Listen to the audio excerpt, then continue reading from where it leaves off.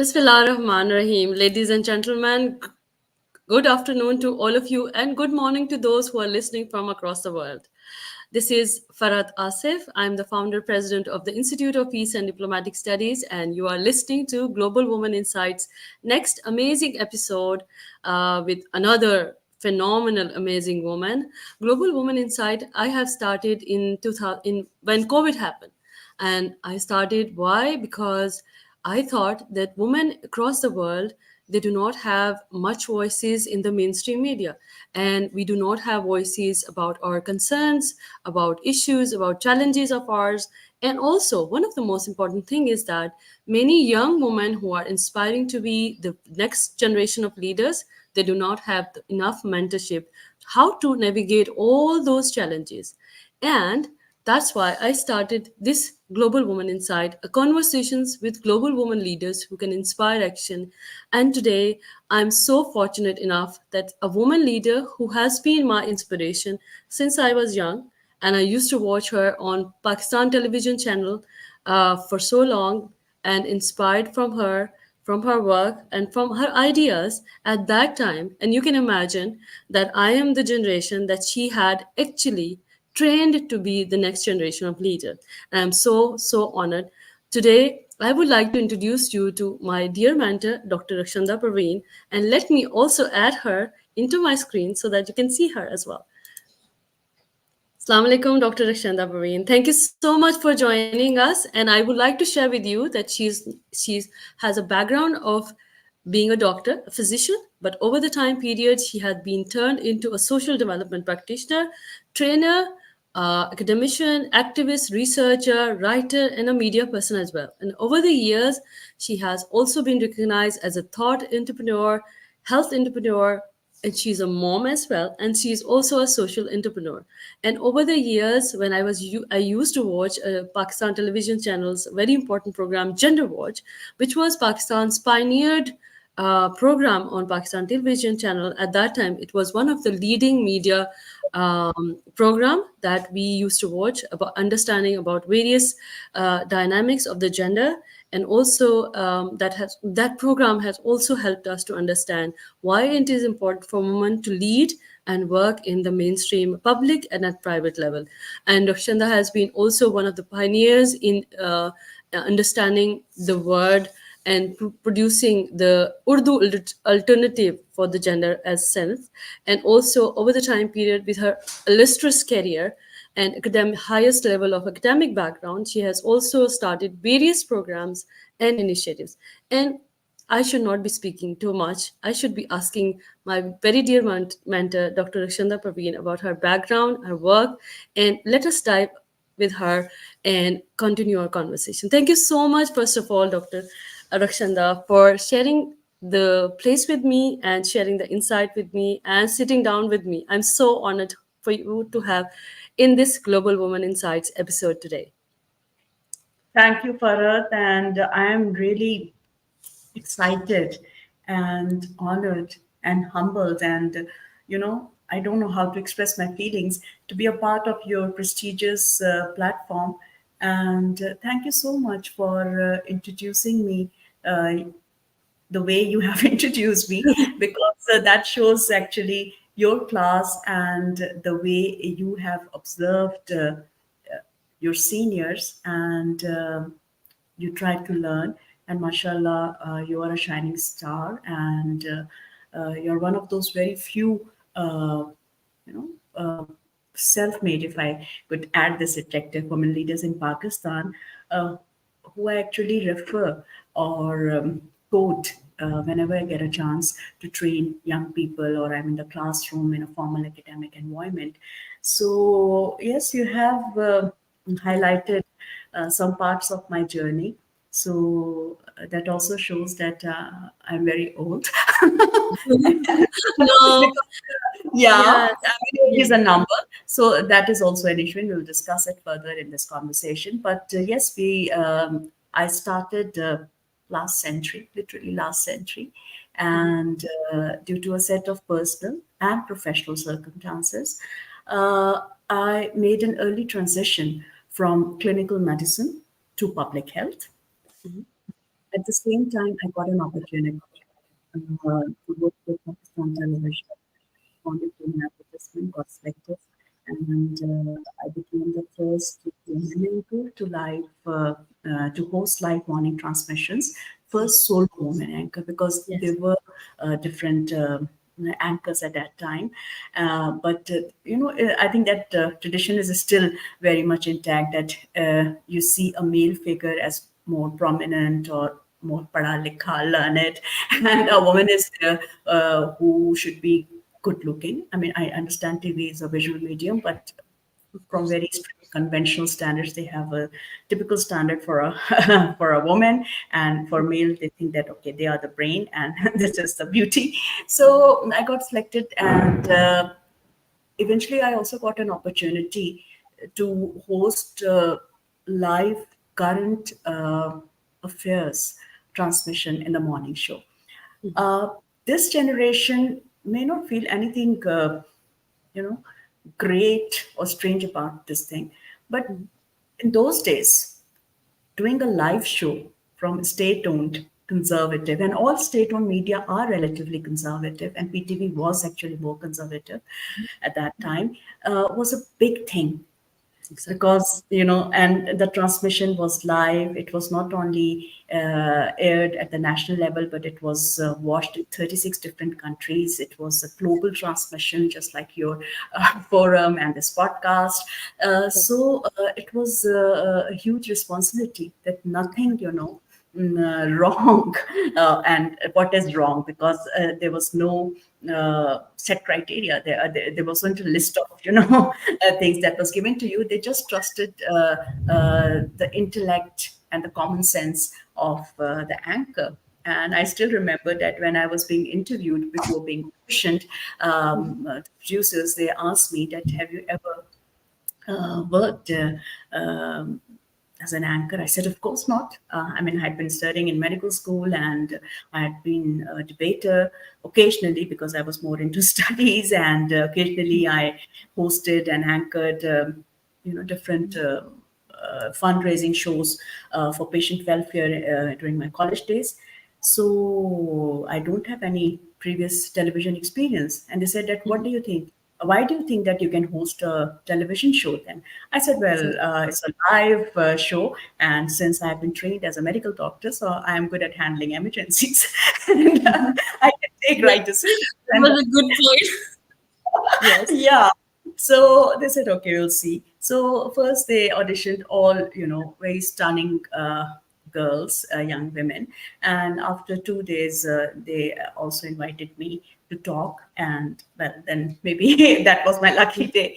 And Yeah. I was like, and then, life, guided me. And I after doing my post graduation, I started working behind the camera. And the program that you mentioned, Gender Watch, was actually based on my thesis, the model that that I presented for my thesis, and that was about gender equality, challenging patriarchy. The title was Men Partners Not Masters, towards gender equality in reproductive health and family planning. So that was considered at that time the first show on gender issues in Pakistani perspectives, with youth, and for youth type of approach. Because young people, then when I was young, it's a strange, when I was young, I noticed this bias that young people are sidelined.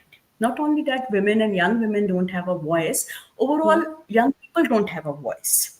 Exactly. Or if there You're was a voice, it was not heard. exactly. And the class issue was also there. So it was not only gender Exactly. that was considered while discriminating. Exactly. It was also the class issue. The urban bias was there. The elite capture. Now everybody talks about it, but at that time, nobody was talking about it, but it was always there. So gender watch actually, it pioneered this theme. And then I saw a number of programs, and then eventually there was an influx of media in Pakistan that are actually gender shows, and every program is actually doing something that is related to gender. So at that time I did 19 shows, and if I look back, I think I addressed all 17 SDGs in those 19 issues. Yeah, exactly. And Rakshanda, over the time period, since you were going through that period of creating the space for gender understanding in Pakistan, a country like Pakistan, especially, and when we are into the region, as you know, we are neighboring Afghanistan, we are neighboring many other countries, having the challenges of gender stereotypes, gender challenges, and not understanding. We are, in fact, as my fellow colleagues used to say, that we are competing who is the worst country in gender index globally.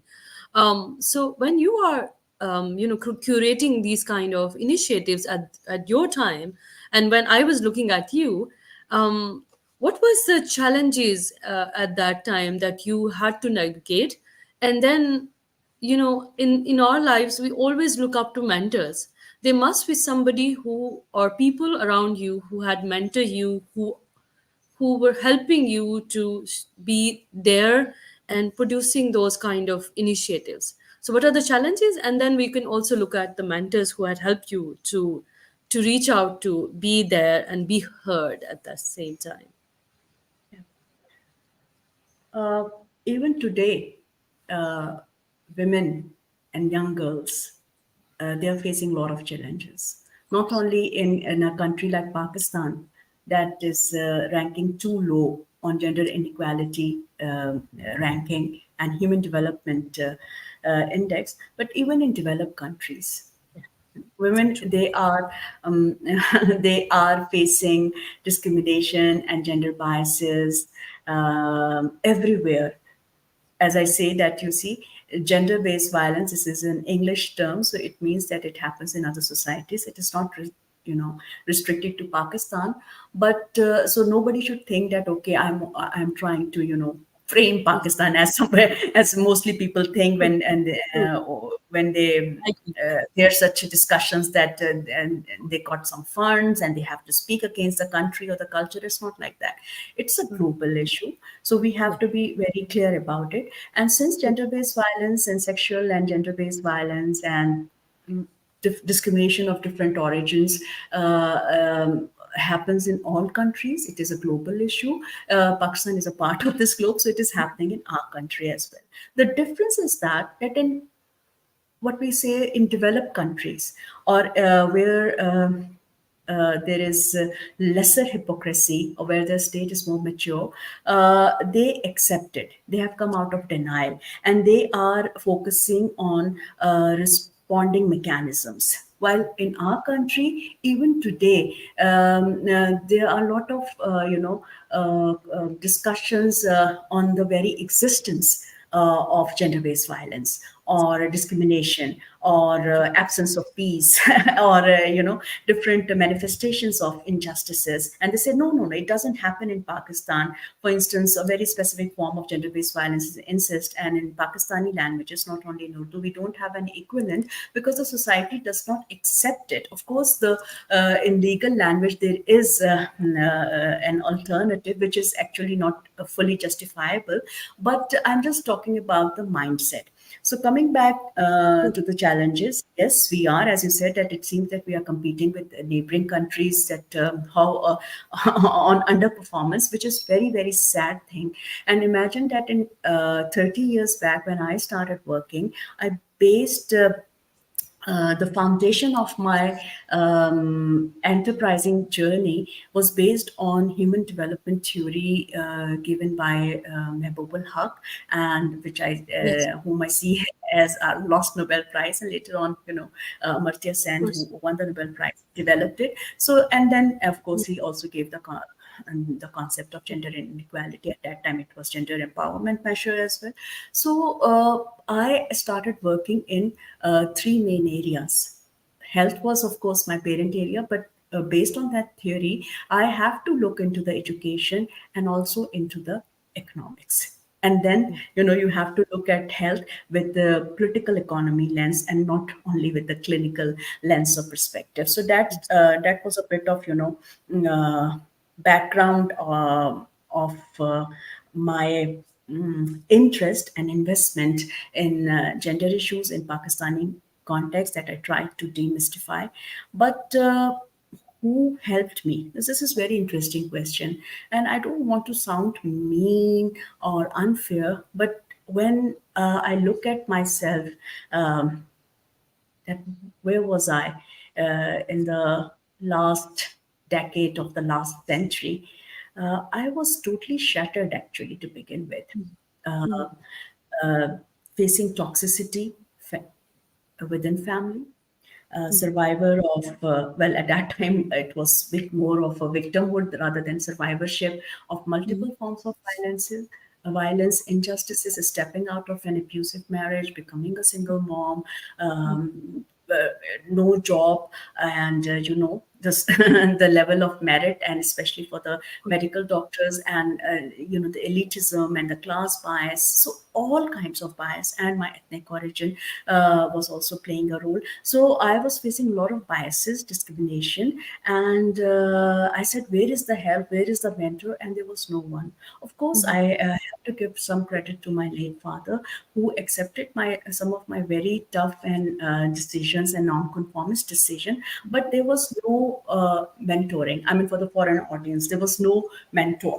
Okay, but now when I look back, I can say, well, I had a lot of mentors, but they were not facilitating me. They were, but I Yes, look at yes. them as mentors because their unfairness, their whatever. I mean, I don't know how to define whatever they did with me. It actually helped me in realizing my own resilience, Of in course, pushing my boundaries. of course. So yes, eventually, I met investors. I met international donors. I met technical and aid agencies. So, of course, they, in a way, paved my pathways, Yes. or and in a way, they mentored me, and I won so many grants. I won a number of fellowships and scholarships. So, of course, everybody who was then in picture,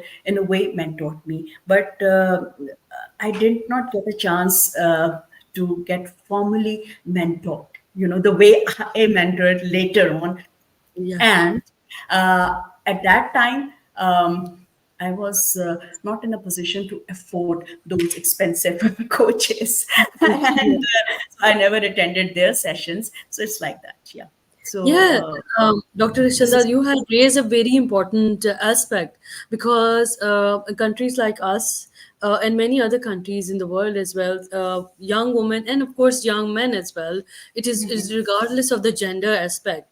You rarely find mentors, and as you raise a very important differentiation between mentor and a facilitator, which is important, as somebody who can mentor you, of course guide you, but at the same time somebody who can facilitate you in your path, looking at your interest, looking at the spark at you.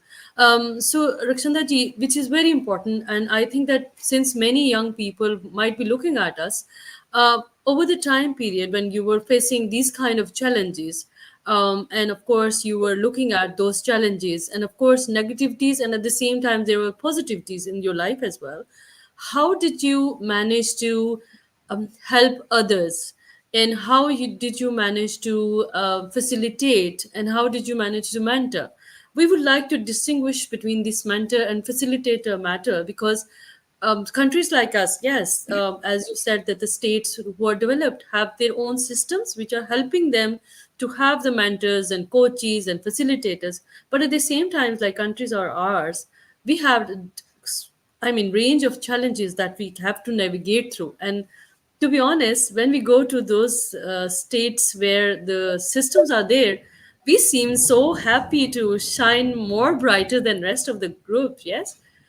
So what are your takes on this? Because, for example, like if I share my own journey, I faced the similar kind of challenges where there was no mentor, but still there were people who I can inspire from. Like, for example, like yourself, because at that time I didn't know how to approach you. For example, like, I used to watch you at the TV, but at the same time, there were less mentors, there were less facilitators.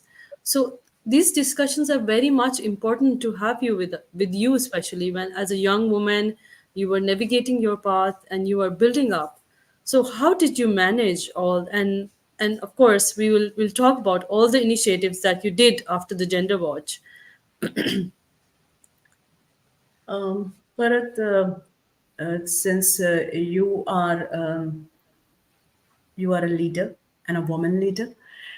You know it more than me because you are working in a very well, all disciplines are not simple, but this peace and conflict, I mean, it is a very patriarchal space, as I Yeah, can see. true. So I don't say that men or young boys, they don't face difficulty, but compared to men and boys, women and girls, and especially with those with overlapping vulnerabilities, if they don't have the push of the class, if they don't have the pull of the networking, they face more. One thing. Exactly. Women, they face the challenges of the patriarchy and patriarchal consensus. But the irony is, and very few have the courage to say it, and I will say it as I say that I don't have to lose anything. और मैंने पढ़ा होकर अब कुछ नहीं बनना. So, so I'm a PR disaster, I know. But the thing is that that they are also patriarchal women because we heard a lot about कि आदमी तो ऐसा करते हैं men they harass, they bully or whatever, this and that, and it happens in all cultures, even in the Western countries. But what about patriarchal women? How? And I asked when, even when, I mean, I do have friends and women friends, and when I ask them, of course they don't like this kind of difficult conversation. That my question is that if anyone says, claims, or well, if anyone is seen and duly recognized as a leader, uh, I would evaluate that leader. I mean, I'm nobody, but the way you want to rank someone, like you have been very kind, you have used very kind words for me, so you must have a reason that okay, I watched Rakshanda's program or I liked her idea because one two three, there must be some reason. Okay. Yeah. So what the my reason to get inspired is that okay, I see Farid Asif as a leader not because you have, well, this is important. Your earned degree is very very valuable. I mean, I have a lot of respect, but even before you earned this PhD, what were you doing? Okay, you were working and collaborating with others. You were also letting others shine. You were also facilitating someone. I mean, so this is that how many young women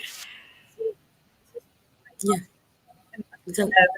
my age and my contemporary leaders, and they remain silent. Or when I was young, I mean, I look at the senior women. I mean, there were very few women, and there's still very few women at the leadership position. But did you actually facilitate me?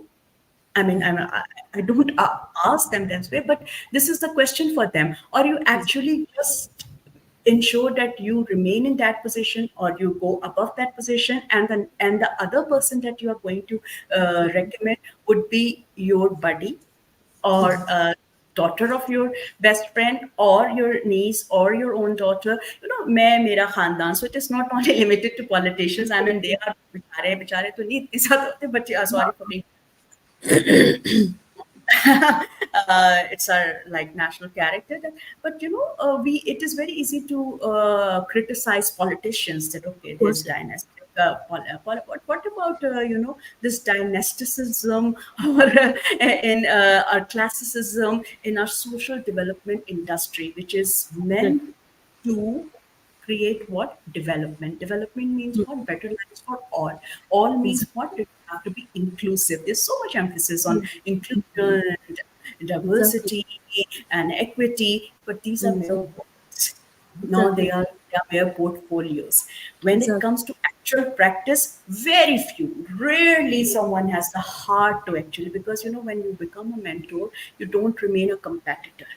Yes, exactly. So true. And so when you were talking about me, I decided I don't claim that I have a Mother Teresa's heart, but every time I endured a bitter experience, I tried to become a better person, and I made a promise that when I get a chance to lead, when I get a chance to work, when I would create my own organization where I would be the decision maker. And well, life taught me that you are never all in all, actually. Even when you create something, you become Yeah. slave of different policies and board and whatever, Totally. and Yeah. adversaries are there.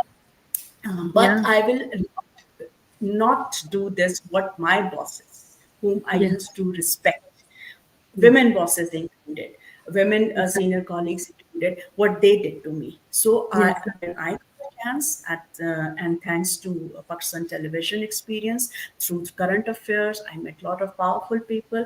I got a chance to establish a non-profit. That was then my dream organization. I ensured that I would recruit young people from diverse backgrounds and from humble backgrounds and give them a chance to shine and to experience and to go global. And I was actually, the seniors, they warned me and they said, don't do it because you would lose. Well, eventually I lost as well. But I said that so long I have this power or perception of Exactly. power, I Exactly. won't work with mediocres. And Exactly. because leadership is not about, me, I did. It's about we. It's about We. us. And I am not ready to work with a mediocre team. I have to give them opportunities to go outside, get trained. Of course, I used to receive resignations because becoming so senior, and I said that my organization appeared smaller to them. I said, no, no, no problem. I will get more So people and more would be trained. But that is not considered a good or wiser strategy from business point of view. And what is so I brag about myself, and I think I'm at the age where I can do a little bragging. I said, okay, I am an ethical, empathetic, social entrepreneur. So how do I make money? Well, we can have a separate session, but to maintain the passion and to do all the ethical things, really, you need to have a very different strategy in life. You need to have a very different yardstick of success. exactly. And Exactly. so I work as consultant. I do some businesses that gives me, you know, that kind of resource so that I could maintain my uh, Exactly. passion as well. Because social entrepreneurship is not about, that, okay, if you give me all the resources and I will create this. It is about that, about focusing on what you have and how could you create a business which is also, serving a purpose and which is also giving you some monetized profit as well. So Exactly. this, and I think this is amazing. And those people who are listening to us right now, please share your questions if you have from Dr. Rakshanda. And if you have an experience, please do share with us in the comments. And I will be sharing those questions with Dr. Rakshanda as well. So, since we were talking about a lot about your initiatives, and social entrepreneurship is not just only that you are creating a profit for yourself, but also at the same time you're giving. So when I look at your work, one of the important steps that you had taken is creating that very important organization that you created. There's several of them, so which is very close to your heart. For example, when I look at Creative Anger by Rakshi, what is this all about? And when I look at Chamber of Women Social, so we one after another will be talking, discussing about all these initiatives, so you that see, people know that how, what are the motivations behind this. And if somebody or a woman leader from any community is listening to us, how they can create those and look at the, in fact, when I look at those, all those initiatives, it seems like you're answering a social question that was there to unanswered. For example, Creative Anger seems like you are looking at issues that are there in the society, and you want to respond to them as a social entrepreneur and thoughtpreneur as well. So what about Creative Anger? What is that? short answers to this long, sad, dramatic story of mine. Uh, while I was, leading and establishing a very well-known non-profit, I'm no longer part of it due to certain reasons. Uh, but the idea was not to remain there forever, but to create a model. And I was successful in creating that. And I'm thankful to Allah for that. And I faced a number of challenges and a number of damaging experiences as well. But Oh, that's the price of empowerment. By the way, this empowerment word is also used very loosely and extensively. Empowerment is expensive. yeah. So as I said, that I also do consultancy. So while managing that nonprofit, I started doing some consultancies that contributed towards some policy reforms. And that also gave me the opportunity of becoming the youngest, then the youngest gender advisor in South Asia on behalf of Canadian government. And I led 5 gender equality teams. And while leading those teams, I mean, like 20 years back, I realized that okay, I am working in different time zones, and it's not always possible to be in all those 5 countries. So we used to connect through emails and intranet, so internet was there. So it was a new thing, like 22, 23 years back. And women, even today, women have lesser access to Indeed. internet.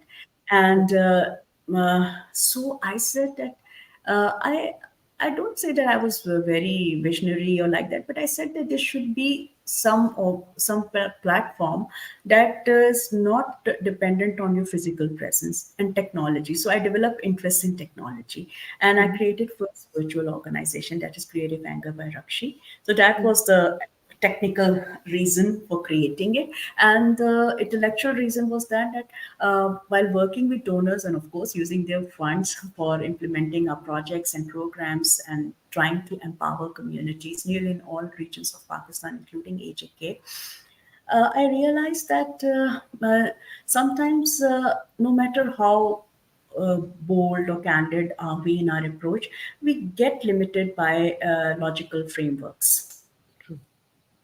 Of course. And that was, not matching with me.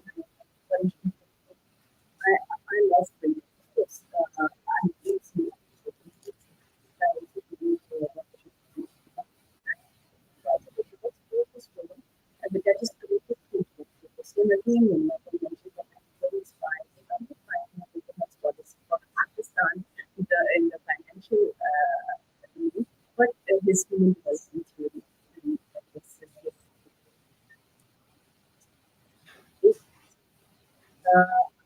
I really got inspired by one of his quotes in his papers that in the world of development, there is no word, and still I think there's no word for intellect, but there's word for knowledge. There's no word for something like that. So this creative bigger dimension is connected to intellectual systems because we are actually at times doing the same thing that we will do on life. Exactly. And that's what and donors of this agency will like it. The donors like it, and the government will like it. If the government likes something, then the donors are not, on the same frequency. So I said, well, let's take some intellectual risk. It was like creating some disruption. Now we have change makers and disruptors, but in those days, those who follow old English, disruption was not considered a very positive word. So that was the reason behind it, and through that platform also I got appreciation from international organizations, and I got a fellowship for leadership by a renowned German political organization, FNF, and they even asked me to produce a book based on the idea that I pitched from that platform. It was about gender-based taxation and looking at different categories of women who are not widow. Because in Pakistan, by no means I'm demeaning widowhood or I'm saying that the life of a widow is easy, but the comparative stigma is lesser for widow in a perceived Muslim society as compared to abandoned wives or divorced women or who are never married, and life is more or very difficult for women with physical disabilities. And then there was an earthquake in Pakistan, Also. that tragedy in 2005, where I realized that women who became uh, disabled, physically disabled, following that earthquake, especially in mountainous regions in KP and in Azad Jammu Kashmir. What happened that those who were married, they were abandoned by their husbands. And those young women who got paralyzed, it was very obvious that they may most likely they will never get married. So I try to advocate their case for the financial empowerment, and I look at the taxation system. So that book got published, so that was something new, and there were some other Awesome. projects that I did from that platform. And then I started when I got departed from that non-profit. It was a traditional NGO. I got only one room, so I created this cafe calm that was first co-working space that was dedicated to these women and to transportation people as well. And of course it was all inclusive, and the uniqueness of that idea was not, giving a statement that hey, we are giving priority packages to divorced women or to trans people, because again, it was not that something great I did for this group. It was just that, making people read that word and oh, these people exist, because we don't actually realize their existence, and we don't consider them equal. Forget Exactly. those mission statements or the corporate manuals. So Exactly. that was like an activism kind of thing. And even before that, I run a cafe activism, TEE, the T against dowry violence. So that I did, and the uniqueness was also that I created dialogues on different determinants of social development. So it was very inclusive. We did dialogues on some very difficult areas like Okay. peace building, like conflict analysis, like 1971, like Afghan refugees, or Yes. literature, the role of music or artisans, in developing a society. But then came in. So by the time I was getting noticed, we got rewards and awards, and it was, and that model was by the way copied and replicated, scaled up, mostly without acknowledgement. As you know, this happens in Pakistan. So intellectual property rights, who cares, huh? So so well, so just when I was started to feel that okay, I have done my work, and that was probably the end of it, and I have created this, and this I created first ever chamber of women social entrepreneurs, that is Yes. different Yes. chamber Yeah. of commerce and industry, and it was, and where men are also allowed. Then people said that why you say it women chamber, women social entrepreneurs, why don't you say just digital chamber of entrepreneurs? I said because other chambers, before women chambers came into being, they don't say that we are chamber of male business and industry, but when you go there, you only find men as presidents, and and you gave a woman, some specific women, some committees to head a Yes. committee on social welfare or tree plantations type of Yeah. thing. So that's why this is my chamber of women social entrepreneurs, where men are welcomed, provided they Welcome. are not women. And and then I created a think tank as well, Apna Wallet, for psychological and financial empowerment of women. So these were actually two flagship programs of Cafe Calm. Now they are independent entities. Why? Again, what happened that when I was becoming comfortable in that new comfort zone that I created after facing so many hardships and episodes of betrayal and whatnot, there came COVID. Oh, And yes. you can work in an actual space.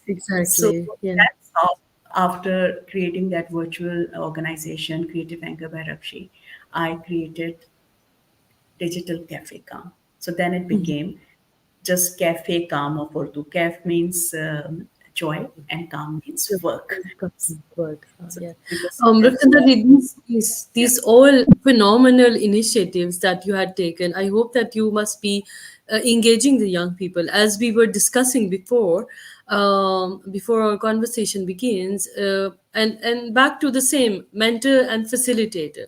Over the time period, what I have witnessed from you is that you have taken in these initiatives not as just the initiatives, but you are actually creating your own legacy, to be followed, and footpaths that you take that people like me and young people can take. So, how many young people are working in these initiatives, and what are your impacts over the time period there to think that, okay, so this is the change that I saw over the time period, and I'm so proud of that.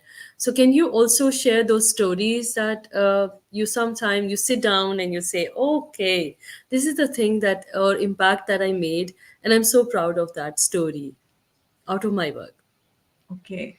Um, I hope you won't be disappointed. I have yet to become proud of myself because what I when I look back at And a of point, course, there's a lot of questions that people are asking, and I love to yeah, yeah, hear. Yes, yeah. and But people, in and I invite people. Yeah, yeah, I it's a invite journey, as you say. people. So I actually graduated, and from youth leader to a youth mentor, sort of. I don't know whether you'd see me as mentor or not, but I try to advise them, guide them. But the decision should be their own. Okay. So as someone who had to fight in the boardroom against patriarchy, against elite capture, someone who has to struggle a lot to organize very first international youth conference in Pakistan way back in 2003 on the theme of human development, where young people and girls included from remote areas of Pakistan, including Balochistan, were invited, and they made it to Islamabad. That was for the first time that actually they traveled. Mobilization is an issue, transport is an issue. Now people are seeing it. Going out from your home and from your native area.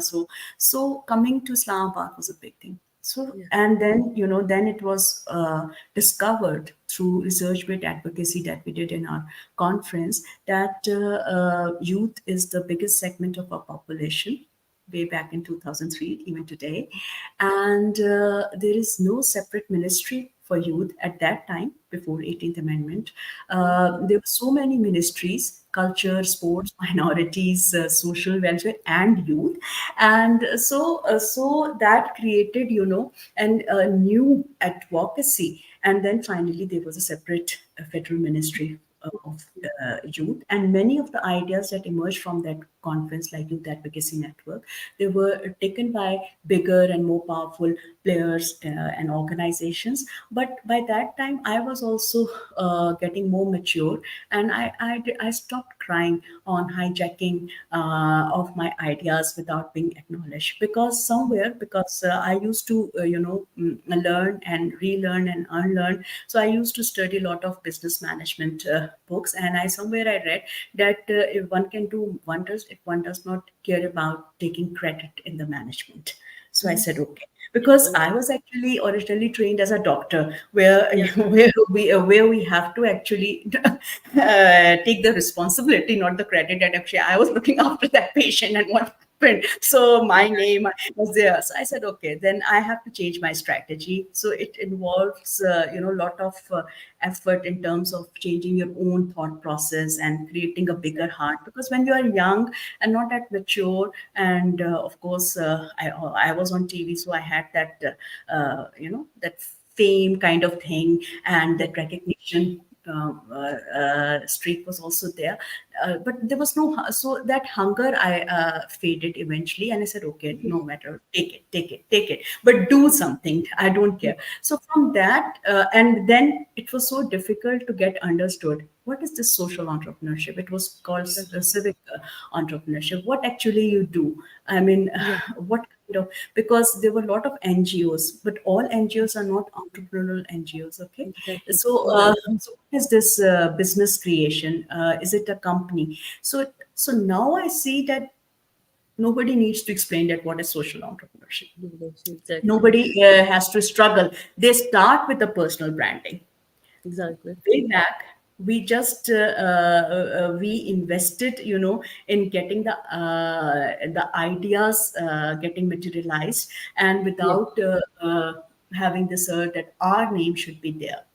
Now young people, even those who are studying, they start with their personal brand, branding. Yeah, with their own name, with their yeah, own. So that is one thing, and I really like it. Okay, yeah, there are of course demerits that it's more, sometimes they get more focused on the marketing, because branding is also very difficult. It's more of marketing, it's more of instant gratification, that if you are a Twitter star or if you have a verified badge on Facebook, you're considered something big. And maybe some people may be sending you some messages in the DM that Dr. Farhat Asif, why are you interviewing this woman? She does not have a blue tick. This can happen because you are This can recognized by your happen. social handles now. You're not recognized by your, by your work. The standards, Yes, yes. I mean, nobody, very few people are as serious, student of life and researchers like yourself. So this is a change, and I'm really enjoying it. I mean, what we envisioned at time, I'm happy that I'm still alive and I'm seeing it. So Yeah. somewhere, maybe some of my thoughts created a ripple. I cannot say, and I should not be claiming that, okay, it's entirely my effort that has created this change. It is very unrealistic. It is untrue as well. But somewhere I was there. Yeah. Yeah. I participated in those Yeah. conversations. Somewhere I led some of those projects. I pitch some of those ideas, and I can see that. So Yeah. one impact is that I am still in the industry, and maybe relevant that you are interviewing me, because Yes. yeah, I think, well, let me start that for my impact. Okay, let me brag about it. That Yeah. if a young woman 20 years back watched me on television, she got inspired, and she sees me as a mentor, or one of the mentors, of course. So that is an impact, Yes, that is an impact. and I'm very happy about it. I Yeah, thank work you with. so much for sharing that. I wanted you to say that. It's an honor. It's an impact. Working with Generation Z, Of course, uh, it's an impact. That okay, of this course. they don't say that auntie aap baith jaye, aap Allah Allah kare, which is a good thing to do, but they see that okay, we can work together. When people come and they say that okay, I was there. There are also some people who come to me and they say, I don't recognize them. Just like, you grow old and you become old, teacher, and they say, I was in your class, I was in that workshop, or I work with you as an intern. And no, it's not all good about me. And actually, you are the one who never selected me for the internship. Actually, but I am the one. I said, okay, now please take my CV and give me some From back. Yes. nice consultancy in your firm. So there are people outside, and they say that you see, Of course, yes. I tried so much, and I tried to become intern, but I said okay, but I said I did not deselect you or failed you. Someone else was in charge then. I mean, looking after this, but there were a lot of interns. So I Yeah. see that there were people who have worked with me in different capacities. So and that is an impact. Of course. I designed. First ever study on review and analysis of documented case of gender-based violence or violence against women and girls and children, because way back in 1988, 1998, and even today it is very sad. People think that these cases are just because of some external conspiracy, and violence against women and girls happens in the reports of the NGOs. They don't happen, or they don't happen to that extent in our country. So I said, okay, let's not waste time in this discussion. Just why not pick just the reported cases? Yeah, exactly. Exactly. Just the reported cases, you see. So that study has been replicated in the academia and in the industry as well, and even today that is seen as the only data source whatever has been published. Then I was offered different consulting assignments by bigger, larger organization, but the design was there, so everybody copied that, and I also produced different reports on reported cases. So Of course. that is one impact of my advocacy. Of Then, course. after doing Gender Watch, I realized that one very important form of gender based violence is dowry violence, which is very much misunderstood, and Yes. it is Yes. enforced in the name of a beautiful tradition or culture, Yeah. and where violence is seen as a norm. Yeah. So, that whole thing, due to, well, in that case, I want to take the singular credit that I actually, with my efforts, it got differentiated from domestic abuse, and it was Yeah. started documented in True. courts. And True. I True. went to uh, UNIFEM, which is now known as UN Women, to their senior most representatives, and I said that this is all my idea, research, take it and put your logo on it. I said to Dr.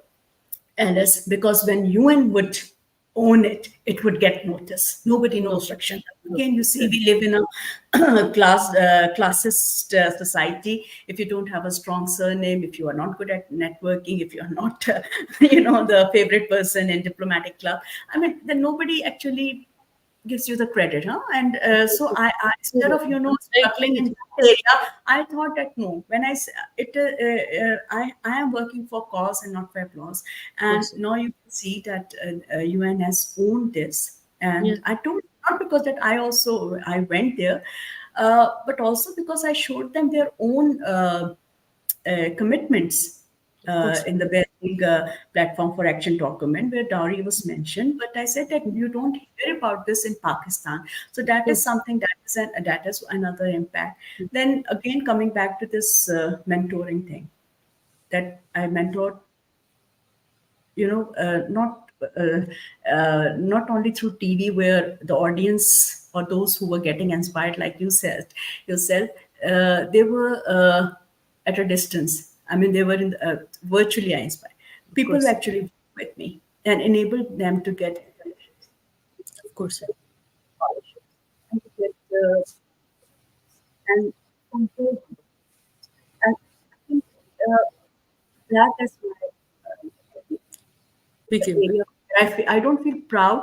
I feel some happiness, some contentment, because I know that if you don't get an opportunity and you think that you can do some wonders, it is a Yeah. very crushing, agonizing feeling. So Yeah. that was there. And uh, another impact, because I cannot do everything, and gradually I departed from that donor funding thing Of because course. I was not seeing sustainability. So what can I do? I mean, I cannot produce large projects then. So Of I course. started focusing more on actually training and writing. Of course. So besides producing a lot of content Of course. and creative and coaching content and research based reports, I have authored 5 books, and 4 books are in English. And many people, especially young people who parents or who are actually now placed in the civil service, or who or people who are trying to become to follow academic pathway, This. Mhm. they take those writings seriously, because Of it course. is addressing, it is about them, it is addressing poverty, it is addressing environment, climate change impact, gender discrimination, entrepreneurship as such, and a lot of other areas that are very relevant to a young person who wants to grow in social development industry Of course. nowadays. Yeah.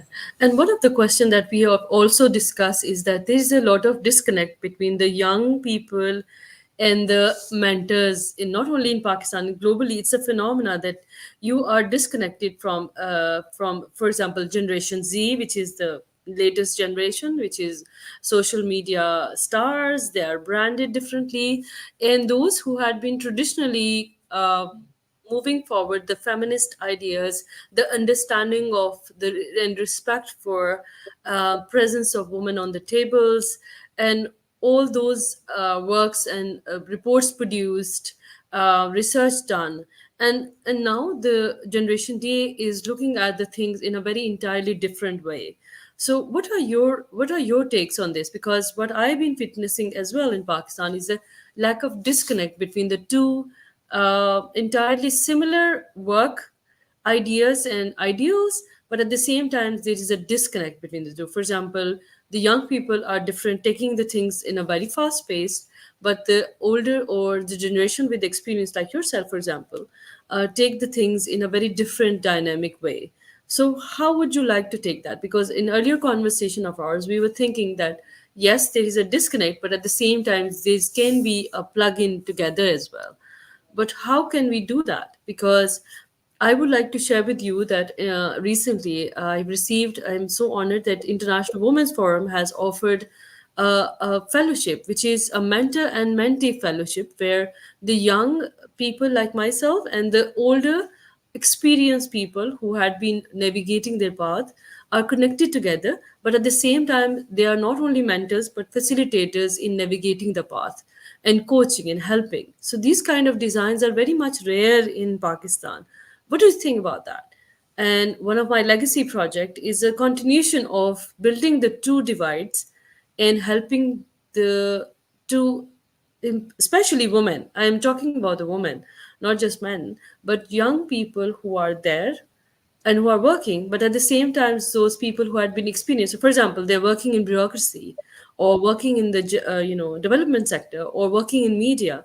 How can they connect themselves with the young people, and what kind of divides or what kind of initiatives that they can take to create that synergy that is required in this point in time where we are living? You have raised some very important questions, and I'm glad that you're part of that uh, platform and you're bringing the knowledge, insights, and resources to Pakistan. So the answer begins with you that we need more Farads. Yeah, leaders like you who believe that leadership means creating transformative changes for others. True that. True Being that. the only woman in a room is really It's hardest thing. Is the worth appreciating, is the hardest thing. But hardest thing. it's good. I mean, you somebody, that woman must have worked hard, whatever. She had some favorable factors, but ultimately it's the hard work that brought her there. I'm happy for all those women who are very few in number. The percentage is not that flattering. They are there. But my concern is that if you remain the only woman in that Yes. room for 10 years, for 15 years, Yeah. then it should be alarming. Then you should not be celebrating your being there. Yes. Something went wrong. I'm not holding that woman responsible, but what you can do, that you should ask yourself, that did I try to create more women leaders? Did I try to get a seat at the table for another woman, or was Yeah. I really not attentive to this aspect, or Yeah. I may not ever wanted another woman to be Yeah. there. It's true. You see, and this is a very difficult conversation that women have to do, women in leadership roles have to do with their own self. Yeah. It's a tough Yeah. discussion It's a because question. women, they lack mentors globally. Yeah. Men, I mean, disadvantages are everywhere. There are disadvantaged men as well, but comparatively. So Yes. women have to create space Yeah. for other women. Yeah. And Yeah. this requires actually a very large heart and intellectual courage as well. So this Yes. is and the disconnect, the intergenerational disconnect has always been there. So Yeah. that can be addressed through embracing diversity. I Yeah. have a point of view, you have a point of view, and people who are True. younger, they may have separate points of view. Of There is course. no harm, and there should be actually rather diverse perspectives. But Yeah. there should be no compromise on ethics. Of You see? course. Yes. That is not it because I am young. This ethical thing is not for me, and it is an old thing. No, ethics is not something that should be, compromise. That Yes. should be a part and parcel of the efforts, of the initiatives, of the leadership of all generations. Yes. True. As far the difference in opinion and diversity is concerned, that should be always welcome. And as I said, that we need more Farhats, the model that you have created and the initiatives that you are part of it. And by the way, congratulations on being the first woman from Pakistan to be a part of this initiative. So that is where you see the entry point for the change. Of course. Yes. Of So, course. so there is no such thing as magical coaching or magical facilitation or Yeah. magical mentorship. Actually, the magic lies in the person. Yeah. In the And I'm person. so honored as well. But while we're talking about that entry point, I'm so honored that the one woman who has saw me the spark in me has actually referred me and recommended me to apply for that fellowship. And it is actually woman that has created that spark. So it is my responsibility. One of the legacy project that is part of that fellowship is that to create those, paths for the women who are coming behind me as a young generation.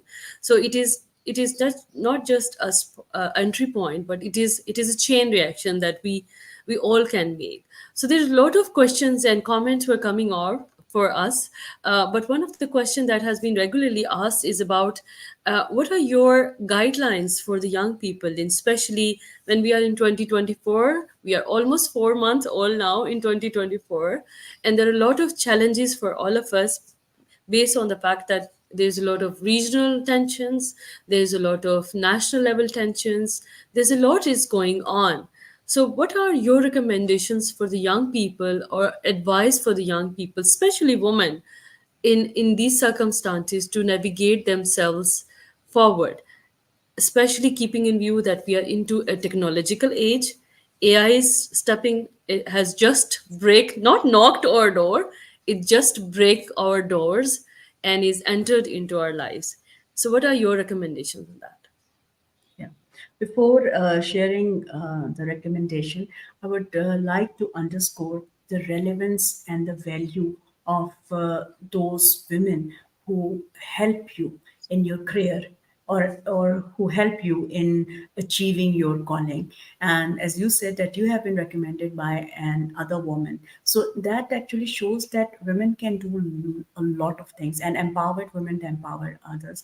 And in my own journey, and I should acknowledge this if I haven't said it earlier, that although I did not get, as I said, that the structured mentoring, but my selection for the Pakistan television was not just, luck. I mean, of course, you can unpack luck. And I now, when I look back, I see two women. One woman was heading PTV at that time, okay, and she wanted padi likhi, educated young women. The other woman who was the executive producer, Nargis Hashmi, and who was very serious and very, she's still very serious and very strict. And she actually selected me because there were a lot of men in this lecture room, and they were going for the conventional looks, if I say it Yeah, very yeah, yeah. directly. And they were looking for, I don't know. I mean, that's I'm not judging them, but it was Nargis Hashmi, another woman, who said Yes, that I want an educated person. I want some elegance, and I want someone who can talk. Now I fumble a lot, but then I did not fumble. I mean, so that we could, there's someone who can be trusted for a live transmission, and who can speak on different subjects with ease. So yes, she looked at the intellectual side as well. So I think that she was the person who changed the game. If there was yeah. no woman in that room, Mhm. imagine any person like me would never have been selected Absolutely. for Yes, this. exactly. I Exactly. mean, Mm. Yeah. I'm sorry if I mean, many of my male friends and mentors, they do not like it. But even today, when I put pictures Exactly. even on this page, and you are also my Facebook friend, I see that people just put. I mean, I don't say cheap comments. I mean, very mature men, senior men, on my pics. They don't read the text. True that. Yeah. So, and then ageism is also there. Yeah. So the disconnect is there. So coming back to the recommendation thing, young people should do whatever they want to do, but just bear two things in mind if you want to. One is that you have to empower yourself, and Yes. especially women. Okay, Yes. empowerment is equally good for both, but for women, financial empowerment Equality. is a technical necessity. And to True. get financially empowered, first they have to be psychologically empowered. True. Therefore, my think tank Apna Wallet is focused on these two aspects of empowerment. First is the mental health, And then only you can focus on the financial empowerment. And then after this, you see, sky is the limit.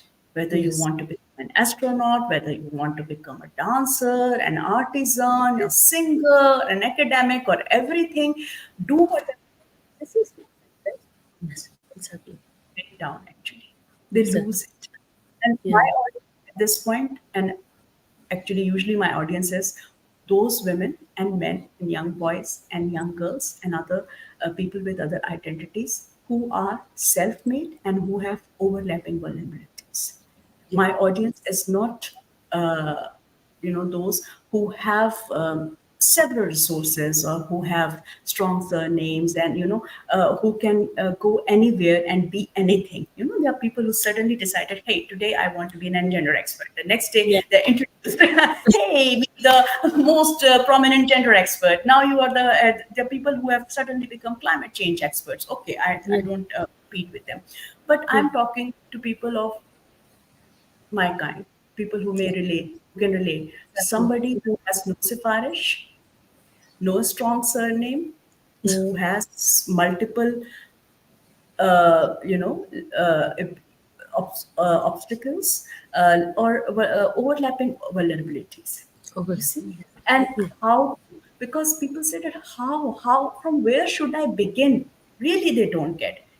And Yeah. especially on this social media, it is so Difficult. depressing as well, that when a very famous person, a very accomplished person from a privileged class, they start talking about their children who are studying in Ivy League Yeah. university, or who are doing this, or so other people, they felt very disturbed. Exactly. Yeah. Exactly. Yeah. So Yeah. my audience is that class, and so they have to empower themselves. If you get mentors, it's very good. You are lucky, by the but if you don't get it, be your own mentor. Empower yourself. You have to read a lot. You have to Yes. develop, because you are competing Of in course. a in an unfair world. By the way, in an Exactly. unfair. Your So world. you Yeah. should have certain skills, Yeah. True. About to say and with that. technology is a game changer. You Yes. can learn a lot of things through online courses. Of course. Yes. Of And course. then you can sell yourself, Of because course. you have to create your own need.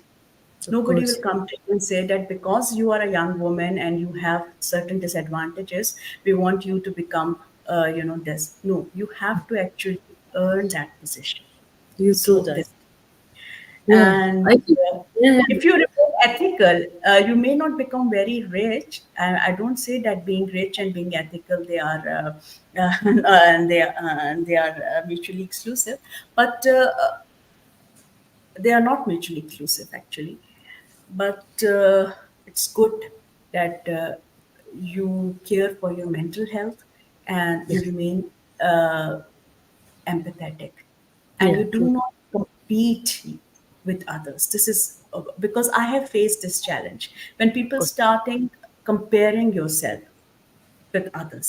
So Yeah. you have a different pathway, you have a different set of circumstances. So collaborate, but never compete. Compete. Thank you so much, Dr. Rakshanda and Rakshanda ji, for this phenomenal advice. In fact, what I would also like to add is, as a young person and a young leader myself, I would also like to add that, not only the skills, but since you are, as Rakshanda ji was saying about the presence of the social media and technology, surround yourself in social media with the positive people that you can look up to, that you can follow and understand, and also avoid negativity as much as possible, because the moment you will see somebody who's larger than life figure who is helping you, even if you cannot afford mentors, but the social media life can also give you mentors like Rakshanda ji. You can follow her on her social media. I have tagged her in our podcast as well. You can follow her. You can reach out to her as well.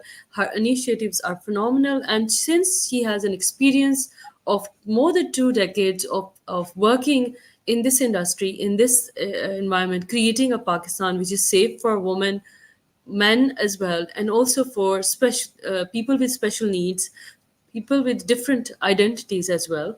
So working with her and mentoring from her and learning from her, because she regularly writes and contributes on her social media platforms. You can follow her and learn from her. And I'm so honored and I'm so grateful that you had opened your heart out with us, being realistic and not cosmetic or plastic or all those positive. Because what is important for us is to have a mentor who can keep you grounded and also give you a realistic picture of what is there and what is always have been, and not a rosy picture of everything is fine. If you have more questions, you can do is that you can write in our podcast in all the four platforms that we are currently live on. You can write, and then Rakshanda ji would like to answer all your questions, and we can continue our conversations there onwards. So I would not like to say goodbye, and I would not like to say Khuda Hafiz to all of you, but I would like to say that let's continue our conversations to make our places, our surroundings as much as positive as possible. And our message from both of us would be that a young woman, if you are somewhere, anywhere across Pakistan or across the world, if you're watching us or listening to us, remember that you're not alone. Remember that your struggle is always heard. Remember that this day will be past. And every step that you take, every skill that you begin to take, every learning that you do is not, it's not wasted. It will somewhere eventually will come back to you and help you and shape you in a person that you want to be based on your goals. Let us continue our conversation in the future. And thank you so much, Rakshanda ji, for making this afternoon, or if you are somewhere in the morning time, this morning meaningful. And I hope that we'll continue our conversations with mentors like Dr. Rakshanda. Thank you so much for your presence. And thank you so much, everyone. We like to say, let's continue our conversation, not a goodbye. Thank you so much, everyone. Thank you, Dr. Farhat Asif, and more power to your work and initiatives.